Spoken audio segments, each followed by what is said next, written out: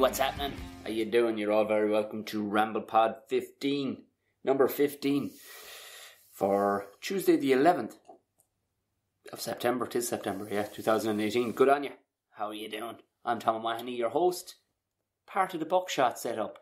You're all very welcome. Thanks for joining in. It's your first time. Fair play. Pull up a stool, grab a pint. We're all having the crack. Well, even if, I suppose if you're listening to this, it's probably pint time. Fuck it, it's always pint time. Even though it's 7:30 in the morning. Tuesday morning here, I gotta get this right. I was going to do it, but it got in late last night, so it was going to be, if I did it last night, it just wouldn't come. Now it would have been proper rambling. Wouldn't know what the fuck I was saying last night. As, it's about 12 o'clock when I got in, so you know yourself, it would have been just pure fucking waffle. Fair play to all the Patreon people, contributing to the podcast. You're keeping the lights on here, lads. Fair play to you. To anybody who's thinking about Patreon or whatever, if you're just thinking about maybe a one-time throw in, it's essentially, it just goes towards helping the podcast with its hosting fees, because there's a couple other after popping up that are going to reach further, so I'm going to have to sign up to them as well. So you know yourself. As well as that, the gear is getting upgraded. That microphone, they told me, has been shipped. It has been shipped from Germany. It took its fucking time being shipped, I can tell you. So I'm going to get the new microphone set up. And then, fucking betwixt and between the new recording setup. But either way, I better pull the trigger and get one of them, because now I'm seeing how long these fuckers take to send it. We don't need to worry about that. Realistically, but that's where the money goes in the way of Patreon. Have a gander at it. I'll put the link in the description of this. It helps. It helps to go towards the podcast. If you're enjoying it and you think it's worth it, throw it a couple of dollars. Anyway, also, people have bought stickers. Stickers went this week. I don't know where they're getting made or whatever, but yeah, people send me pictures of wherever you got your merch stickers from in the Tea Republic shop. Again, I'll put the link in the description. Have a gander at the stuff. There's a couple more bits if I can sit down and have time to sit with an artist. There's a couple that people have asked about in the way of t-shirts and stuff like that. From, would you believe it, phrases I've said on stage? Yeah. And I'm more than happy to put it on if I can get somebody who's handy enough with the old pen and pencil. Simplistic ones, not graphic design, but simplistic phrases with maybe a little logo to go, maybe a little picture to go with it. I don't know how well they're going to sell, but it would seem people came up to me asking, would you put that shit on a t-shirt? Who knew? Who fucking knew, lads? I didn't. Gigs this week, if you're looking for me. Tomorrow night I'll be in Unhinged Comedy Club. Pop along if you like. It's always a fucking mad night. Thursday night I'll be in, and it is an open gig, it's not private, but I'll be in the Teeling's Whiskey Distillery. Yeah, you should see the pictures of this place. I haven't been into it, but I saw the pictures they tweeted. It looks like the inside of my head, essentially. The whole place is made of timber and whiskey. So, yeah, I'm there on Thursday night. That should be good. It's myself, Steve Cummins, Eric Lawler, and I think Maurice Gahan is on as well. Jesus, who knew? Who knew that it's supposed to be a cracking gig. It's kind of sporadic, but obviously I'm guessing the workers and Teelings and whatnot get into it, but it's open to the public. So if you fancy coming to the distillery and seeing some comedy, I mean, is there any other way really? There's not. You can't entice people with much more other than saying free chips or something, or I don't know what else you could do other than that. Is really putting it on, like, isn't it? Going, hey, so many people try to sell gigs and hey, it's quirky because it's we all do poetry at the end, or this is in amongst barrels of whiskey. Yeah, I can't see a better way of selling it other than having my big fat head in the middle of it. And then on Saturday night, I'm in, which I don't think is private either. I think I could probably get tickets on the door if you're in that surrounding area, because it is a really central area. I'm in Monkstown Rugby Club, which is right in the city, right in the centre of G4. I think it's there by the Sydney Parade stop. I think. I could be wrong. But again, that's not private. You can come along. I don't know who else is on the lineup. I'm guessing I'll be shouting and roaring for a fair bit of it. Yeah, if it's your jam, pop along. What was I talking to you? I was talking to you last Tuesday. Oh, what was Trinity. I was at the Trinity thing. That was great crack. I was telling you, I had a feeling, I told you a couple of weeks ago, I had a feeling it wasn't going to be the wank fest I saw a couple of years back. And it wasn't. It was absolutely lovely. It was absolutely lovely. It was mostly made up of comedians. The debate was a silly debate of, is it really, really, really, really important to be very good looking? And I came down on the side of yes, that it was. It didn't really matter which side. I mean, it's just silliness. And it was who was there? Owen Colgan was there. Oh Jesus, my brain just froze up. Kevin McGahern was there. Enya Martin from Giz a Laugh was there. Hold on now. Giles Brody was there. My brain is completely frozen. I don't know why. But there were some others there. Jesus. Tony Cantwell was hosting. He was the chair of it. And the head man who was running it was Gavin O'Dowd of FM 104, which I did a podcast with him a couple of weeks back.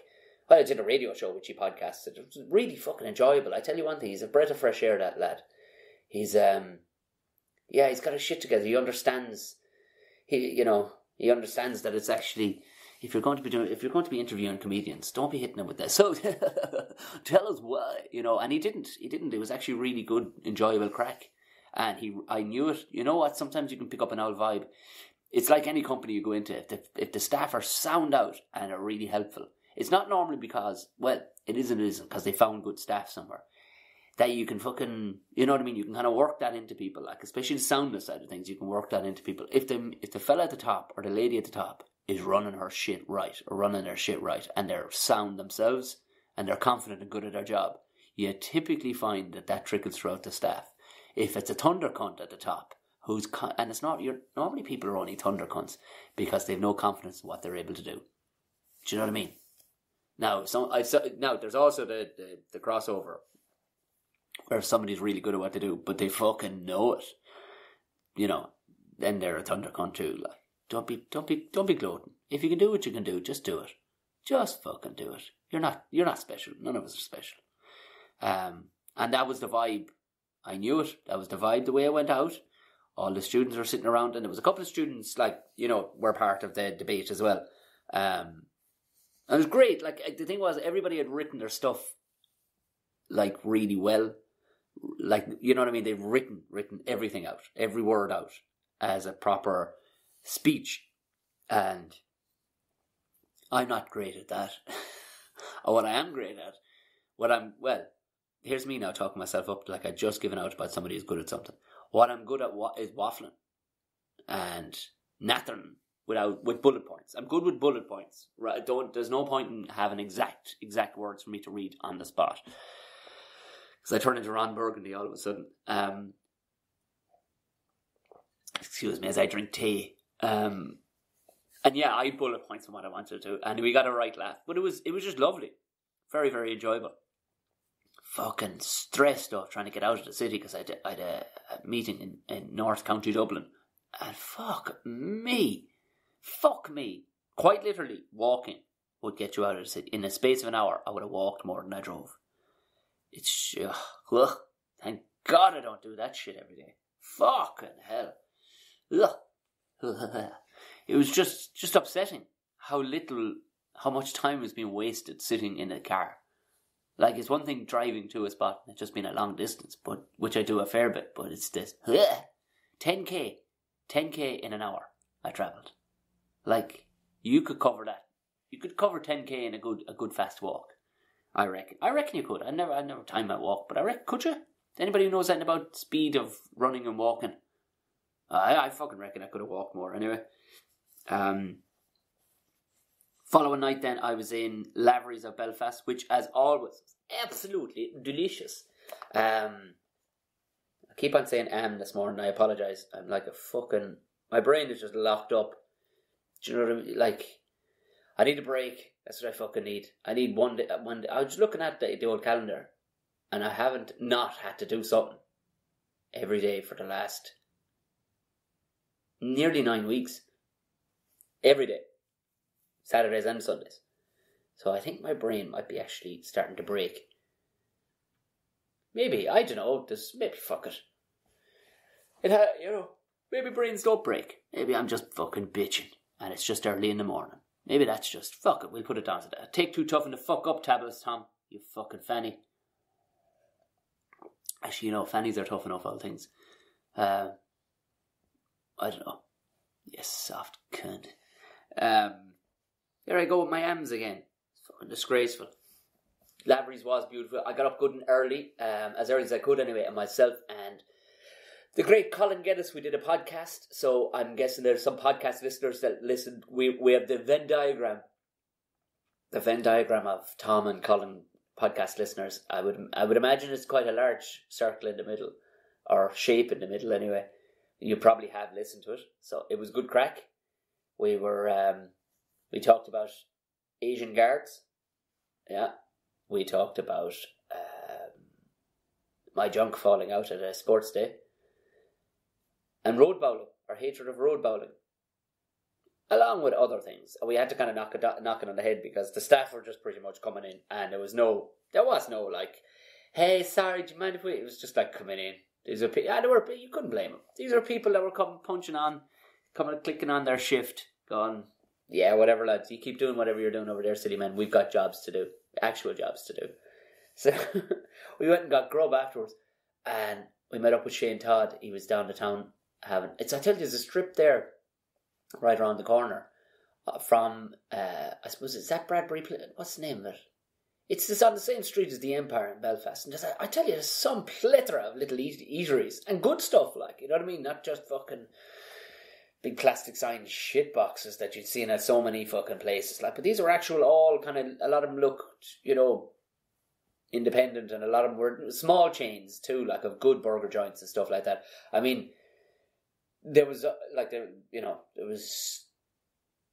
no, like, it all seemed like good quality. Like this street now had plenty of places that would be my argument against the likes of Five Guys. Do you know what I mean? And even I was discussing it with Colin. He was like, "Yeah, fuck it, Tom. I like it, Five Guys. Maybe I just got stung wrong at that time, like. But it was. I know the quality of fucking meat. I know the quality of grub. When I cook fucking, that's one thing I do a fair bit of is cooking meat. Don't tell me that fucking a burger and half a chips is worth 15 fucking quid. Because I know what you can buy for 15 quid, and I'm telling you now, you cunts, I'm paying for the fucking premises. That's what I'm doing when it's 15 quid. Like, we went to this place, Tribal Burger, and the quality of beef and just the quality and preparation of the beef was fucking streets ahead of what I had in Five Guys. I had this fucking magnificent. They really thought outside the box too with some of their fucking stuff. They had a blue cheese kind of mayonnaise. Oh fuck, it was ridiculously nice. Now, granted, I was in bits and wanted to sleep, all the way right until the point I climbed on stage. I say climbed on stage. There is no real stage, actually. There's no climbing involved. It's just fucking walks across the floor and get to the microphone stand. But amming again. I'm going to have to fucking just shoot myself for all the M's. Just have a big sign saying up, Why are you saying you fucking idiot? But that, like, it was $6.50 for the burger. £6.50 for the burger. So that's what? About €8. At most €8 on exchange. Fucking beautiful. Where you and streets ahead, like. Not just on a level par, streets ahead of the quality of the makeup of the beef. The effort gone into the sauce. The burger was better quality, and the chips were of a higher quality. I don't know, like the burger was less. I'm guessing it's less than €8. But that was my point. Is that if these independent fucking places don't get enough, why the fuck does Five Guys? Why are people Instagramming Five Guys? Like, hey guys, I'm at Five Guys. Well, it's because it's trendy, is why it is. I know there's no mystery to me here. And that's the trick, is making your place fucking trendy. Getting fucking, I don't know, Kanye to stop there for a night and eat a burger. Maybe that's what does it.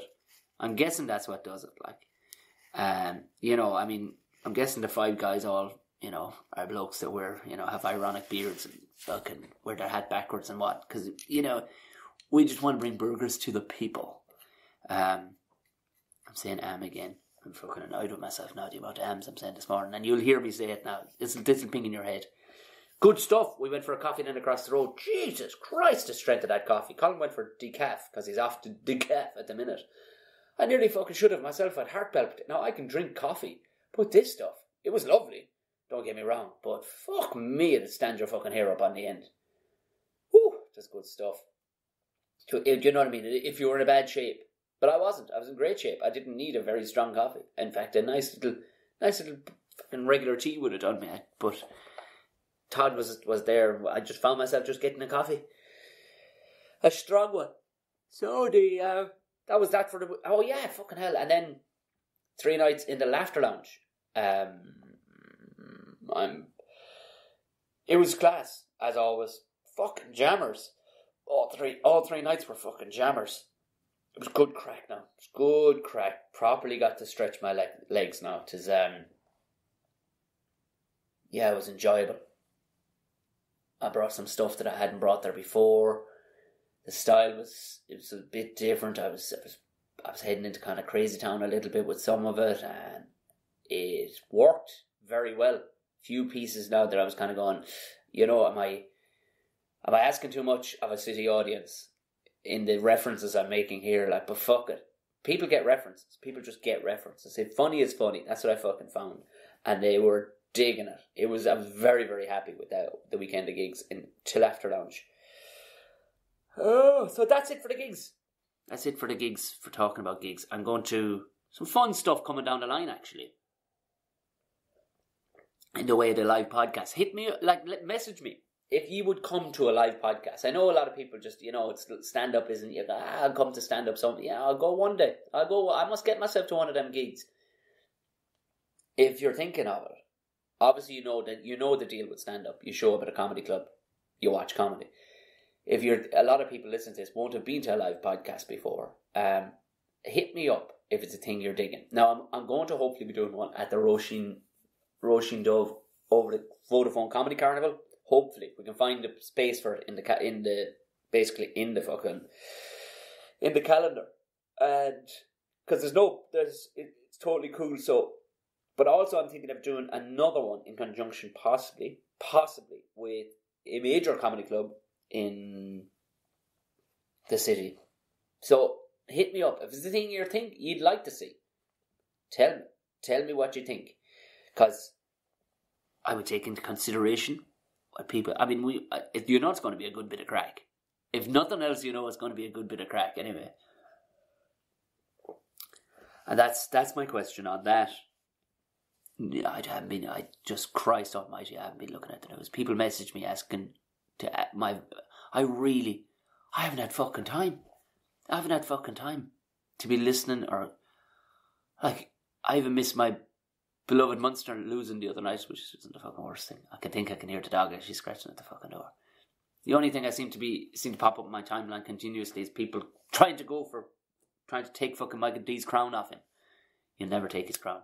There's no way he's losing. There's no way he's going to be president again. I'm sorry, he's good. I like Gavin Duffy. I was talking about it the other day. Almost had a podcast guest, but I just can't see Michael D losing.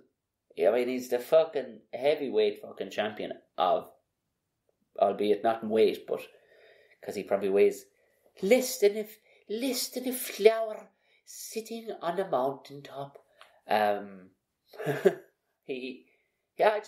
like him too much. I like him too much for anybody else to actually take that crown off him. Fuck it, he deserves another 4 years. Anybody before who likes dogs, likes you can't likes dogs that much. You can't go against him. I see Serena Williams lost her mind the other night. Yeah. Apparently they're giving out. She broke a racket never. She had an old fucking a meltdown, like John McEnroe meltdown, which I'm delighted with, because to be fair, the roaring and screaming you're doing around the place, the dreary life you have to live as a tennis player, top end tennis player, because it's only you.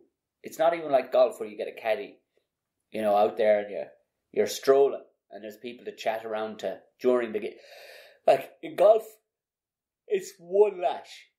You hit it one crack, flies off down the field, and then you can have a bit of a powwow, and you walk towards it.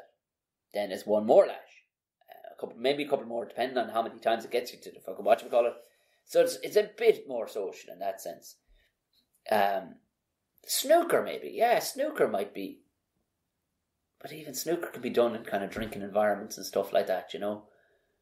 Yeah, I reckon tennis is fairly fucking drab. As an existence for a good tennis player. Because if you're a good tennis player, you put in some amount of fucking time.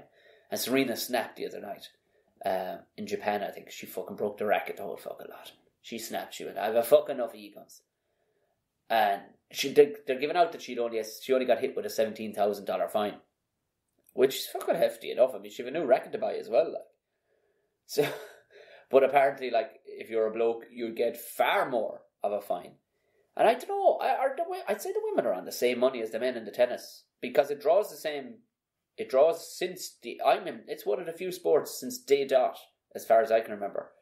Women have been on par with men as far as viewership, haven't they? Like the likes of, all the way back to Maria Navratilova. How the fuck did I just access that in the file? Where the fuck was that hidden in my brain? Huh? I couldn't fucking hardly tell you my date of birth. But I was able to, by Jesus Christ, fair play to me. Or fair play to whatever numbskulls are working inside my head that found that. Tennis reference. By Jesus Christ. Oh, good on you, Tom. Yeah, fuck it. Serena was dead right. And you know what, look, if you can get away with it only a 17 grand, because I'm guessing she's rotten with money.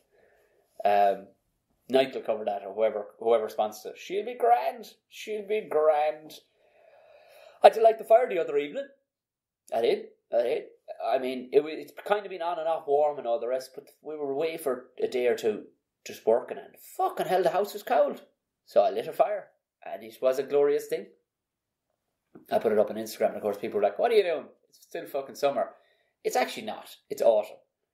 But, and that argument seems to go on like it's still summer. It's the middle of September. It's fucking autumn. There's no two ways about it. The leaves are falling out of the trees. Now, like, right now it's probably about, it was warm. It was like 10 or 11 degrees last night. So I'm guessing, though no fire went on last night. I'm not a lunatic. But, you know, now, a stockpile of timber coming. It's fucking has to happen. I know we'd a cracking fucking run of it. Lads, but fuck it.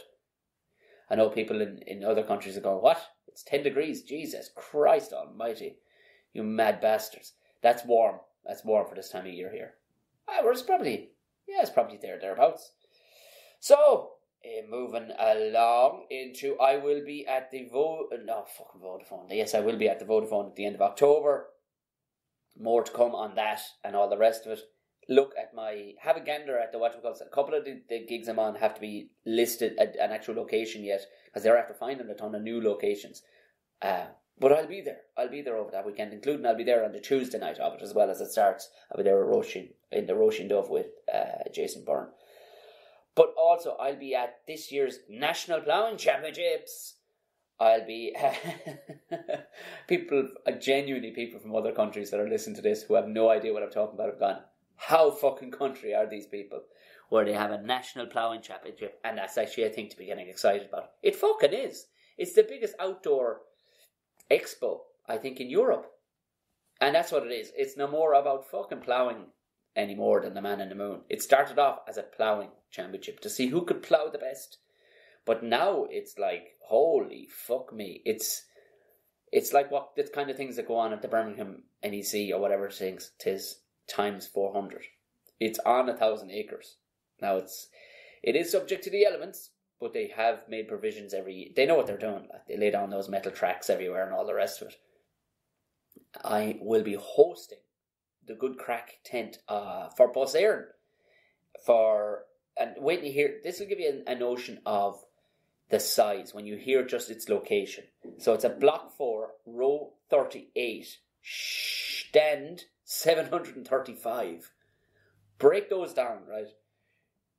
735, fifth stand in that row. It's on row 38 of block 4. So let's assume that there's at least 3 more blocks with similar numbers of rows and stands. Holy Mother of Jesus Christ. So there you have it, of where I'm going to be. Do come along, because if you have a story to tell, essentially I've been bringing you up on stage to tell a story. There'll be other stuff going on, like there'll be music and stuff like that, and I'll be dick arsing around with some jokes and chatting to the audience and stuff. But there'll also be an opportunity to tell a funny travel story, where you get to sit in a big red chair. If we don't like it, pull the fucking handbrake, you go fucking flying backwards. You do, though, regardless, you get free shit. But you also, there is the possibility, if your story is good enough, I don't give a shit how true it is, make it a bus travelling story. And make it, fucking make it a bus errand. It doesn't matter. If the story is cracking, the story is cracking. It doesn't matter if it's a bus errand bus or not. But it does lean well. Now, it's not just me making the choices, it's the other people making the choices. So, if it's a good story, you win a fucking iPad. How's that? So, if you are coming to the National Ploughing Championship, come over and see me. It's going to be good fucking crack. Like I said, the live pod, have a think about it, lads. Tell me what you think. Whether it's, through the social media, Vine, whatchamacallit. I almost said Vine, like that's a thing anymore. It's not, it's not. No. 1 second, I need to take a drink here before I fucking gasp all over the place. I'm fucking gasping. The tea is good. I tell you, I'm out to find a good... I was at Barry's Tea Man for years, right? But if you can get your hands on these little fucking bastards. Roberts, or is it Bewley's? I don't know if Bewley's or Roberts. I think it's Bewley's. It's in a black box anyway. It's in Tesco's. But they're making extra strong tea. Oh my God. You'd turn some sod on this stuff. Oh Jesus Christ, it's good gear. But yeah, here we are talking about fucking tea. Lord God. There's somebody interested. I have to play to everybody, lads. Come on. Big announcement also. I'm allowed to now announcement, but it hasn't been properly press released yet. I think I was telling you a while back I was over in Glasgow for a photo shoot and stuff like that, and I'd been to Brighton as a direct result of this, but I have been cast. I've landed the role in a one-man play that's going to tour Ireland next year, in the latter end of next year. It's an Olivier Award winning. Imagine they putting a fucko like me in an Olivier Award winning play. Longest running solo play in Broadway history. It still runs in Vegas, and I think it may still run in Broadway, I'm not sure. It's called Defending the Caveman. And it kind of could be called Explaining the Caveman. But it's a good crack. The play has been written for a stand-up more than anything. I mean, actors would be fine with it, but I think it reads like a stand-up. But it's been on the go forever. Like I said, it's the longest running solo play in Broadway history. So now they want to take it to Ireland. And guess who they want to be the caveman? This fucker. So it's very exciting times. A lot of theatres straight away. Jesus Christ, it only got put to the theatres yesterday in the way of, hey, here's what we've got. The production company sent over the proposal, and thankfully a load of them have snapped on it.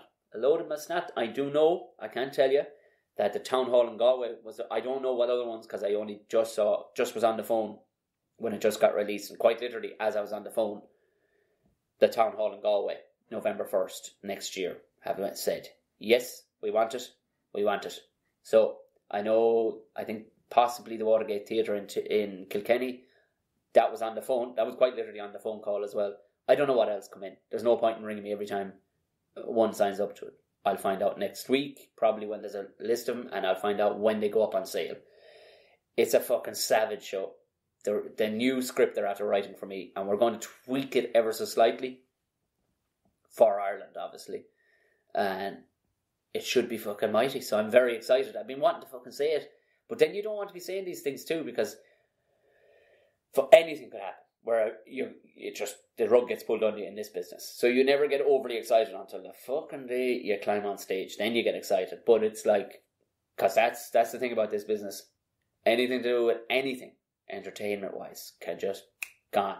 in 2 seconds. So you kind of have to hamper your excitement. And you just have to get used to somebody making a phone call. Like I was supposed to be in Bridget Neyman this year. And a week before... No, and I had it in the schedule. And a week beforehand, it was like, there's been a script change, Tom, and unfortunately your character won't make it in. So I was like, all right. He's like, are you okay? I said, yeah. It's fucking just a job that's gone. But that's what I'm talking about. I was in it the year previous. Script change all of a sudden. Detrimental to a character. You know, week's work gone. But that's just what happens.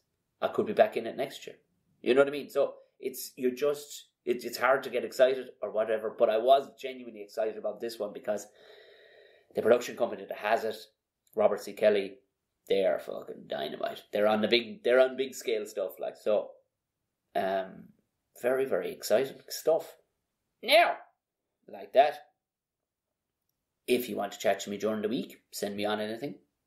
Ask me any questions. Maybe about the likes of, you're going, Tom, what's this fucking Patreon thing? Shoot me a message, I'll tell you all about it. Or if you fucking, you're trying to make decisions on the Tea Republic, or you've come up with some artwork yourself, and you think I think this is relevant to the podcast now. Let me fucking know.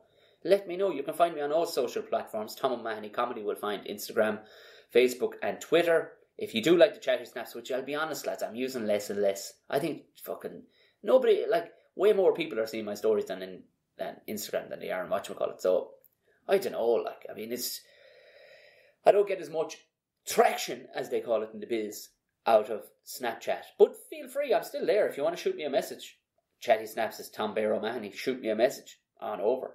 And if you have any fucking questions on the upgo, I'd like to see your opinions too on coming to a live podcast. Would you go to a live podcast? Essentially, is what I'm asking. Whether it be in Dublin or in Galway. So, like that, if you haven't rated this before, give it a rating. If you're listening on Apple Podcasts, give it a rating. Throw it up there at the old 5-star. Why not? Throw up an old 5-star, because that's good. That's good for people finding it, is if it's got more 5 stars. If you've got 4 stars in your pocket, give them to somebody else. It's grand. I want the 5-star one. Sure, why not? It doesn't benefit me anything to have less than 5 stars. It's basically giving a thumbs up or thumbs down. Anything less than a 5-star is a thumbs down. So if you think it's thumbs up, give it 5 stars. Also, write me a little fucking message at the bottom. I love that stuff. And it lets other people know that if they're about to listen to this thing, it's not complete and utter fucking dog shit. Anyway, go forth, my children, and have a mighty week.